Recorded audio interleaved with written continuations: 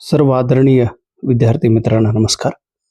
मी आपला DGK sir, गाव तळनूर, तालुका अक्कलकोट, जिल्हा सोलापूर. खूप दिवसानंतर मी मराठी व्हिडिओ करीत आहेत.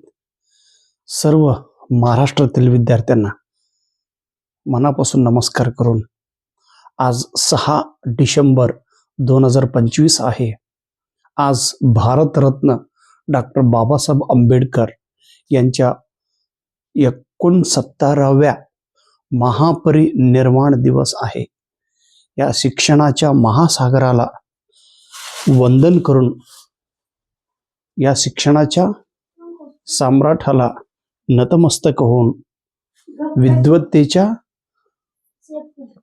पर्वताला दंडवत घालून मी तुमच्या समोर 2 शब्द सांगू इच्छितो. डॉक्टर बाबासाहेब आंबेडकर त्यांच्या शेवटच्या एक महत्वाच्या भाषणात त्यांनी सांगितलेले तो वाक्य मला खूप आठवतो. 27 ऑक्टोबर 1954 रोजी मुंबई येथे सिद्धार्थ कॉलेजमध्ये केलेले तो भाषण. डॉक्टर बाबासाहेब आंबेडकर म्हणतात, माझा 3 हेतू होता, माझा 3 उद्देश होता.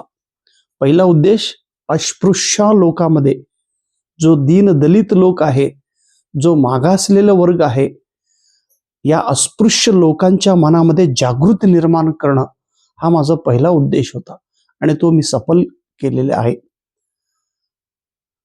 दुसरा माझा उद्देश होता, अस्पृश्य लोकांमध्ये, दीन दलितांच्या लोकांमध्ये, समाजातील वंचित लोकांमध्ये शिक्षणाची गोड निर्माण करणं हा माझा उद्देश होता. तोही मी सफल केलेला आहे. आणि तिसरा उद्देश माझा पूर्ण झालेला नाही. ते तिसरा उद्देश तुम्ही, आम्ही सगळे मिळून डॉक्टर बाबासाहेब आंबेडकरांच्या तो तिसरा जो उद्देश होता आपण पूर्ण करूया. डॉक्टर बाबासाहेब आंबेडकर म्हणाले, जे खेडेगावातील लोक आहे, जे खेडेगावातील दीन दलित लोक आहे, जे खेडेगावातील आर्थिकदृष्ट्या वंचित लोक आहे, खेडेगावातील जे गरीबातील गरीब लोक आहे, त्यांचा जो दुःख आहे, त्यांचा जो दुःख आहे, तो दुःख दूर करण्यासाठी तुम्ही आणि आम्ही सर्व मिळून काम करूया. आणि तो दूर करण्यासाठी आपल्याला केवळ शिक्षण हा एक मार्ग आहे. त्या मार्गाने आपण तो दुःख पूर्ण करूया, म्हणजे तो दुःख दूर करण्याचे काम करूया. कृपया विद्यार्थी मित्रांनो, दरवेळी मी म्हणत असतो, सेट आणि नेट परीक्षा आणि TET परीक्षा खूप महत्वाचं आहे. आणि तुम्ही म्हणत असाल आपल्याला नोकरी मिळत नाही, काय उपयोग आहे? तुमचा एका बाजूने बरोबर असला तरी त्याचा पुढील जो टप्पा आहे तो खूप महत्वाचा आहे.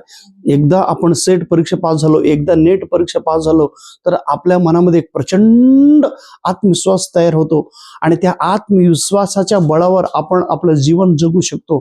त्या प्रचंड इच्छाशक्तीवर, त्या प्रचंड आत्मबलावर, त्या प्रचंड आत्मविश्वासावर आपण स्वाभिमानाने आपलं जीवन पुढं नेत राहू, तेवढी कॉन्फिडन्स माझ्या मनात आलेलं आहे. विद्यार्थी मित्रांनो, वेगवेगळ्या राज्यात सेट परीक्षा दिल्यानंतर मला मिळालेले अनुभव, मला मिळालेले कौशल्य, मला मिळालेले जो अनुभव आहे तो मी तुमच्या समोर सांगण्यासाठी उभे होतो.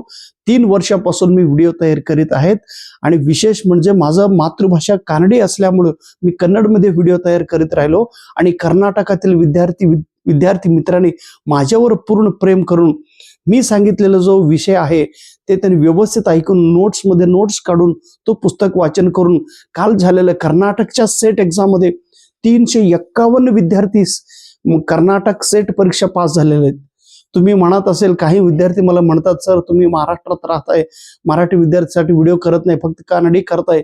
विद्यार्थी मित्रांनो, इथं भाषा भेद नाही. मी महाराष्ट्राचा आहे, महाराष्ट्र माझा पहिला धर्म आहे. मी मराठीमध्ये व्हिडिओ तयार करतोच. फक्त तयार करणाऱ्या गुरु महत्व नाही, ऐकणारा शिष्य तुम्ही महत्वाचा आहे. तुम्ही किती तळमळीने, तुम्ही किती विश्वासाने, किती तुम्ही श्रद्धेने, किती तुम्ही तन्मयतेने माझा व्हिडिओ ऐकताय, तेवढं तुमचा रिझल्ट अवलंबून असतो. आणि कर्नाटकच्या सेट एक्झाम मध्ये 351 विद्यार्थी परीक्षा पास झाल्यानंतर प्रत्येक विद्यार्थी मला व्हिडिओ तयार करून पाठवले, प्रत्येक विद्यार्थी मला मेसेज पाठवले आणि त्या प्रत्येक विद्यार्थ्यांचा जो संघर्ष आहे तो अफाट संघर्षातून 351 विद्यार्थी आज कर्नाटकच्या सेट एक्झाम मध्ये पास झालेले. सो आता लवकरात लवकर महाराष्ट्राची जाहिरात येणार आहे. एप्रिल महिन्यामध्ये महाराष्ट्राची सेट एक्झाम होणार आहे आणि त्या येणाऱ्या महाराष्ट्राच्या सेट एक्झामसाठी आतापासून आपण व्यवस्थितरित्या तयार करून घेऊया. आणि पुस्तकामध्ये चूक न हुडकता त्या पुस्तकातील आपल्याला कंटेंट काय आहे, पुस्तकातील आपल्याला रस्ता काय, म्हणजे योग्य रस्ता योग्य दिशा घेऊन आपल्याला पुढे जायचं आहे. नावं ठेवत तिथंच बसायचं नाही. विद्यार्थी मित्रांनो, my dear brothers and sisters, I humbly request all of you, look at the result of KESET. आणि अवघ्या 19 दिवसात KESETचा रिझल्ट डिक्लेअर झालेले. मला खूप आवडलं आणि खूप आनंद झाला. महाराष्ट्रात TET परीक्षा घोटाळा, महाराष्ट्रात सेट एक्झाम मध्ये घोटाळा झालेले म्हणून परवा लोकसत्तामध्ये आलेले तो बातमी मला खूप धक्कादायक लागला. काही म्हणजे विघटक असलेले जे विकृत लोकांनी पेपर फोडणं असं काहीतरी काम करत असतात. आता पुणे विद्यापीठाने त्याच्यावर एक समिती बनवून ते शोध करताय म्हणून पेपरमध्ये बातमी आला होता. काही असो, इथं मी तुम्हाला सांगायचं एवढंच करतो, फक्त आत्मविश्वास ठेवा आणि योग्य दिशेने तुम्ही अभ्यास करत राहिलं तर सेट एक्झाम सहजरित्या आपण पास होऊ शकतो. आता 351 विद्यार्थी इथं पास झाले ना तुमच्या समोर. आणि आपलं सोलापूर जिल्ह्यातील जो अक्कलकोट तालुका आहे, इथलं जे 6 विद्यार्थी माझे शब्द ऐकून कर्नाटकचे सेट एक्झाम दिलेत आणि 6 विद्यार्थी पास झालेत. त्यातच माझ्याच गावातील, माझं गाव तोळनूर आहे, माझ्या गावातील जो लीडर आपण म्हणतो ना, गावाचा जो प्रतिष्ठित व्यक्ती, त्या प्रतिष्ठित व्यक्तीचा मुलगी, तो शेतकरी कुटुंबात जन्मलेली प्राध्यापक इकरा पिरजादे पाटील या ताईनी एज्युकेशन विषयात सेट दिली आणि 190 मार्क घेऊन ती कर्नाटकची सेट एक्झाम पास झाली. आणि त्या ताईने सोलापूर विद्यापीठात कल्चरल डिपार्टमेंटमध्ये नाव गाजवले. दिल्लीपर्यंत त्यांनी कल्चरल डिपार्टमेंटमध्ये डान्स आणि ऍक्टिंग मध्ये ती नाव कमवलेली मुलगी आज कर्नाटकातील बीदर येथे सहाय्यक प्राध्यापक म्हणून ती काम करते. त्या ताईबद्दल इथूनच मी सलाम करतो. त्या ताई आमच्या गावाची पहिली मुलगी जी सेट पास झालेली. त्याच्यानंतर माझ्याच गावातील, माझ्या घरासमोर राहिलेले बसवराज चांदकोटगी, त्यांचा मुलगा श्रीशैल, तो MSc फिजिक्स आहे. मला तो नेहमी अण्णा म्हणतो. अण्णा, मी पण सेट एक्झाम देतो. म्हणजे तो प्रेरणा घेऊन, तो गायडन्स घेऊन, तो पुस्तक वाचन करून कर्नाटकचा सेट दिला. आज तो बागलकोट जिल्ह्यातील नागरबेटा इथे प्राध्यापक म्हणून काम करतो आणि फिजिक्स सब्जेक्ट मध्ये तो पास झाला. आणि आपला अक्कलकोट तालुक्यातील एक गाव आहे वागदरी गावातील एक मुलगी आहे अश्विनी बसवंतप्पा वळसंग. या ताईनी पॉलिटिकल सायन्स या सब्जेक्ट KESET एक्झाम मध्ये पास झाली. तिला 172 गुण मिळाले. ती परवा महाराष्ट्राची सेट एक्झाम मध्ये केवळ 2 गुणांनी ती नापास झाली होती. ती खूप रडली. मी म्हटलो, महाराष्ट्राची सेट दिलं ना, ठीक आहे, 2 मार्काने तुम्ही नापास झाले ना, ठीक आहे, आता कर्नाटकचे द्या ना. मग त्याचा काय फायदा होतो? कर्नाटकच्या सेट एक्झाम दिल्यामुळे पास झाल्यामुळे कॉन्फिडन्स मिळाला. त्या कॉन्फिडन्सच्या आधारे आपण पुढचं स्टेप्स घेऊ शकतो. आणि त्या सध्या गुलबर्गातील आळंद म्हणून एक तालुका आहे, तिथं गव्हर्नमेंट कॉलेजमध्ये सहाय्यक प्राध्यापक म्हणून ती काम करते. आणि त्याच्यानंतर आपलंच अक्कलकोट गावातील एक मुलगा आहे, जो माझ्या शाळेत तो शिकलेला विनायक कलशेट्टी, अतिशय गरीबातील गरीब मुलगा. त्याचा आजी, म्हणजे त्या विनायक कलशेट्टीचं गाव आहे नंदगाव, त्याचा आजीला घेऊन, म्हणजे तो लहानपणी 5वी 6वी 7वी आमच्या मंगरुळे हायस्कूलमध्ये तो शिकलेला मुलगा. म्हणजे 3 वर्ष तो माझ्या घरातच राहिला. म्हणजे माझ्या घराच्या समोर एक छोटासा भाड्याने घरामध्ये ते आजी आणि तो मुलगा आणि त्याचा बहीण राहत होते. त्या ताईने माझ्या शाळेतील 10वीला 1 नंबर आले. त्या विनायक कलशेट्टीचा ताईने बहीण. आणि विनायक कलशेट्टी म्हणजे त्या आजीने आमच्या घरात जेव्हा शांतलक्ष्मीचा जन्म झाला, त्याला पाणी घालण्याची कामं ती केलेले. समर्थला ती म्हणजे आंघोळ घालण्याची कामं ती केलेले आहेत. वेगवेगळ्या घरात जाऊन भाकरी करून त्या जेवण करून, म्हणजे जेवण बनवून स्वयंपाक करून 4 पैसे कमवून त्या म्हणजे लेकरूंना विनायकला आणि त्याचा बहिणीला शिकवलेलं त्या आजीला माझा इथूनच नतमस्तक.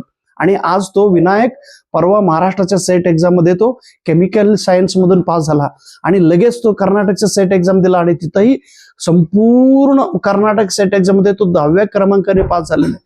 किती हुशार मुलगा तो. आज सध्या पुण्यश्लोक अहिल्यादेवी पुणे सोलापूर विद्यापीठात सहाय्यक प्राध्यापक म्हणून काम करतो. आणि त्याच्यासोबत आपलं सोलापूर जिल्ह्यात सोलापूरमध्ये असलेले सिद्धेश्वर साखर कारखाना तिथे एक कामगार म्हणून काम करतो एक दादा. त्या कामगारांचा मुलगा सौरभ पाटील केमिकल सायन्स मध्ये तो आज कर्नाटकच्या सेट एक्झाम पास झाला. त्यांनी सध्या हैदराबाद येथे कंपनीमध्ये कामाला आहे.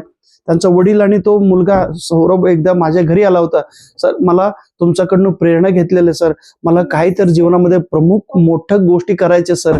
मग माझ्या घरी 2 तास आपण चर्चा केलो आणि सागराला सौरभला म्हटलं, सौरभ तुम्ही 100% यशस्वी होणार, तुम्ही खूप नम्र आहात, तुम्ही खूप हुशार आहात, तुम्ही जिद्दी आहात, तुम्ही 100% करताय. त्या शब्दाच्या जोरावर त्याने कर्नाटकचा सेट दिला आणि पास झाला. आणि आपलं साऊथ सोलापूर दक्षिण सोलापूर मधील भंडार कवटा म्हणून एक गाव आहे. तिथं प्रीती विरादे म्हणून एक मुलगी, जी ती प्रीती विरादे त्याचं मूळ गाव म्हणजे त्याचा माहेरघर कर्नाटकातील विजापूर जिल्ह्यातील इंडी तालुका आहे. तिचं लग्न इथं भंडार कवटे येथे झालंय. त्यांचा हा नवराचं गाव आहे. मग त्या ताईने सर तुम्ही कन्नडमध्ये व्हिडिओ बनवतो म्हणून मी तो व्हिडिओ ऐकलो आणि मी कर्नाटकचे सेट दिलो. आज मी पास झालो. माझ्या नवरा आणि फॅमिली मेंबर्स मला खूप सपोर्ट केलेत. मग या 6 जणांनी जर कर्नाटकच्या सेट एक्झाम मध्ये रिझल्ट काढत असेल तर तुम्ही येणाऱ्या महाराष्ट्र सेट मध्ये का करू शकत नाही? फक्त करण्याची तीव्र इच्छाशक्ती तुमच्यामध्ये पाहिजे.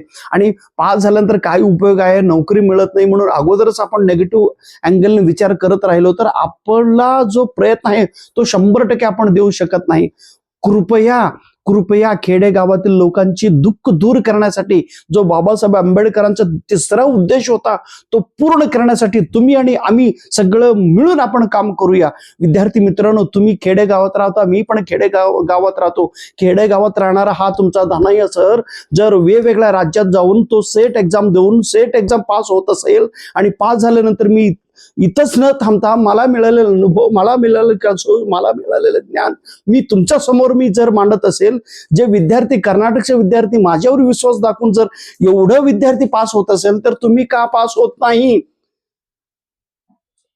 मग तुमच्यामध्ये तीव्र इच्छा नाही का? तुमच्यामध्ये जिद्द नाही का? तुमच्यामध्ये करण्याची क्षमता नाही का? कृपया ओळखा तुम्ही काय आहात, ओळखा आणि त्याच्यातून बाहेर पडा आणि रिझल्ट काढा. रिझल्ट काढल्यानंतर नक्कीच तुमचं नशीब बदलणार आहे, नक्कीच तुमचं जीवन बदलणार आहे, नक्कीच तुमचं विचारसरणी बदलणार आहे, नक्कीच तुमचं वर्तन बदलणार आहे, नक्कीच तुमचा ध्येय जे पुढील जो वाटचाल आहे तो बदलणार आहे. विद्यार्थी मित्रांनो, कृपया येणारे महाराष्ट्र सेट आपण सगळे मिळून प्रयत्न करून सेट काढू आणि नेट परीक्षा पास होऊ एवढी शब्द देऊन पुन्हा एकदा बाबासाहेब आंबेडकरांच्या चरणी नतमस्तक होऊन मी 2 शब्द संपवतो. जय हिंद, जय महाराष्ट्र, नमस्कार.